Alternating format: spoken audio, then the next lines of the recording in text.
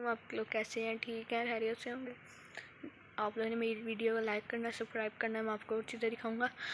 तो आपको जैसा कि पता है आजकल बहुत सर्दी है, स्मोक है। तो स्मोक की वजह से आपको पता है मैंने एनिमल रखे हुए हैं, बहुत सी चीज़ें रखी हुई हैं। तो मैं वही अपने डॉग को चेक करने आया था। ये बहुत खुरतीला है। मैं उसको चेक करने आया था कि ये इसको तो नहीं सर्दी लग रही, तो वही मैं चेक कर लूँ इसको सर्दी तो नहीं लग रही। आपको अंधेरा नज़र आ रहा होगा क्योंकि यहाँ ना फुल अंधेरा है। ये यहाँ लाइट बंद रही है, देख सकते हैं आप। ये मेरा डॉग है, ये रशियन ब्रीड है।